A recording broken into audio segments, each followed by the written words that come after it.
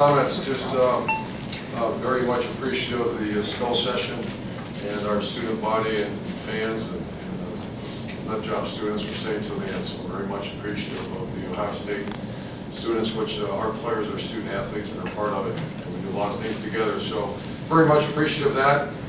And then second of all, that Gene Smith came down and presented our players with a game ball, the longest winning streak in Ohio State history. We kind of avoided that in like a team, going through a no-hitter. Now that they have it, they talk about it, and it's over.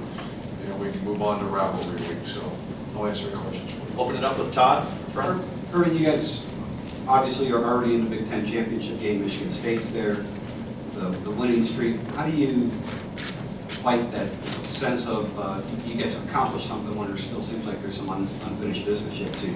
I don't think that's my job, and that's our coach's job. And I think this week we did a very good job. I mean, it's easy to evaluate how our defense played, how the pass defense played, so on and so forth.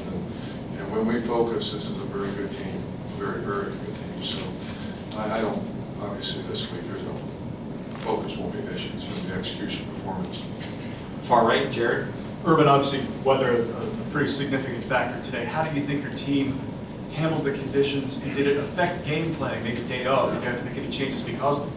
Well, Philly Brown's dealing with a little injury as well, so offensively I can speak that the weather did have an impact. We're a very good rushing team. I think we rushed to get 300 yards. Braxton Miller, there's only a couple of designed few runs, but it would be hard for me to say that wasn't the best he's ever run that I've seen him play. Played very hard, tough, physical, Carlos Hyde, and then obviously those four senior offensive linemen.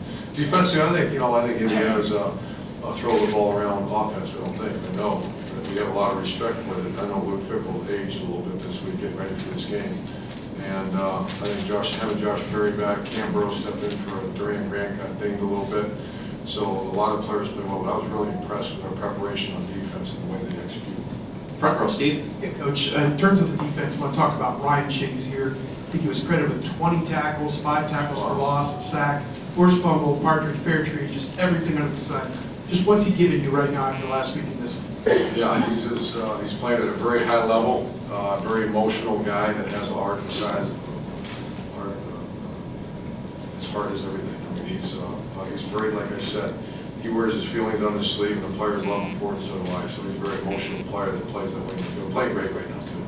Front row, Tim. Yeah, Urban, just talk about the defensive effort today. I mean, you gave up the 2 ones at the end, but were you, compared to the way it went last year, were you proud? I mean, just talk about what you did. It makes you sick. When we drop the ball on offense, it makes you sick. The game should be over. And that was disappointing. I mean, it was a great performance all the way around and not even close to last year. Effort at one point was a problem in last year's game. Since that day, their effort hasn't been a problem. We had some execution errors over the year that you're going to have in football. But let me assure you, there's no effort issue with Ohio State. Hey, Grant, by the way, Dorian Grant, is that a serious deal? No, I don't believe so. Left front, Bill. And Curtis Grant should be back next week. We could have played him this week. What was the emotion like today for you, knowing that these seniors who've done so much for the programs with their last game, just Carmen, Ohio, things like that? What was it like for you? Well, one thing I learned, and this is interesting, 1986 when I was here was my first experience with a place like Ohio State, where I've been in the middle of it as a graduate assistant, and I would see, I used Jim O'Shea, Archie Griffin, and all these great players come back and be a part of this program, and it's funny, I would notice that the ones that were part of something special were always back. They kept coming back, they kept wanting to be around, and then as you grow a little older and become more experienced, the greatest thing that happened today is every one of those players in that locker room is going to come back now and be part of this, because there's going to be a special place for them around that facility, what they've done, the longest winning streak in Ohio State history. That's all that's a big part of kind of what drives me to see the players go and come back and say, hey, look what we did. Because I saw it. That's the first time I really experienced it was here in Columbus, Ohio in 1986, when 6 former players coming back, the 68 national champions, and these other Big Ten championship teams, they come back and they celebrate with their families. And I just think that's one of the greatest things that can happen to a college football player. Second row, middle, Tom. Urban, I just wondered, Braxton Miller went into the end zone twice airborne, and he's playing without a brace. I don't know if you got a little nervous or what you thought of this. Yeah, we ran a little trick play. Usually you saw he's trying to throw it to Hireman on the little jazzy, we call it jazzy, Kenny G. Come up with that, Herman did. But jazzy is a little play that we run, and I was hoping he'd throw it, and he's a great athlete. And rather not do that, but do what he's got to do. Far left, Doug. He played really, really well today.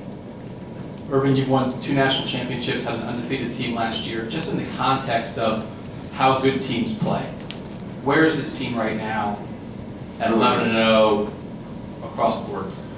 I think it really, if you're asking me to compare, I don't know if you can. I mean, that's, I'd have to go back and really, really think about it. I know one thing, that this team is playing at a very, very high level. They're focused each week, and that's our job to maintain focus again this week. So on a national level, we have enough to work on it. And this week, you're going to hear some very generic answers about everything, because I'm not being a jerk to you guys. It's our focus is on being a rival team. That's it. But you know what a championship team is like just from your past. I'm not asking you to compare to 06 or 08 or anything.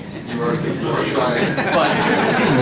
But you just. Or something, and I get it. But you know what the level, the context of the level you have to be at to be that type of team. We're a very, very good team right now, and we got a big game coming up this weekend. Second row middle, Bob. Urban, can you talk a little bit about what goes into a winning streak like this? Obviously, there's a lot of things. I think it's consistency. I think, you see it, every once in a while take a peek at the scoreboard, you see score showing, what happened there. And for this team to do it 23 times in a row, that's an incredible testimony, first of all, to the players. Tuesday's practices are not about chocolates around here. Every week you better show up or you stick out like a sore thumb. So first of all, the players are incredible, consistently perform for this 2-year period. And then I really want to mention my staff. We haven't had any turnover. The alignment is without question, they are perfectly aligned. There's no, we turn the ball over at the end, and I've been around some defense coaches who would have been acting like they just would have, had to go back out there and play. You know what our defensive coaches do? They go coach, because that's what we're expected to do. What our offensive coaches do when they're giving up some points, they coach. And that's probably why those things happen when you get a nice long win streak. Far left, Obi. Coach, one of the things that you teach the players is discipline, hard work, and obviously how to win and be champions on and off the field.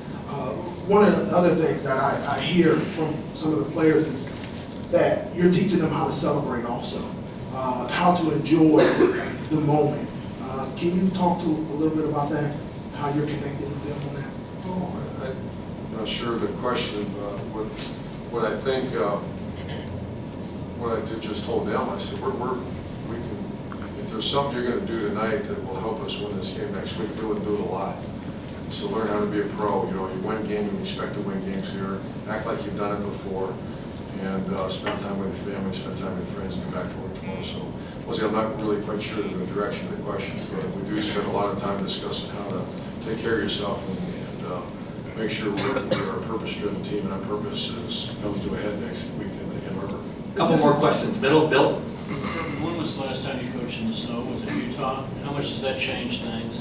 Would you like to see some of the southern schools play in this?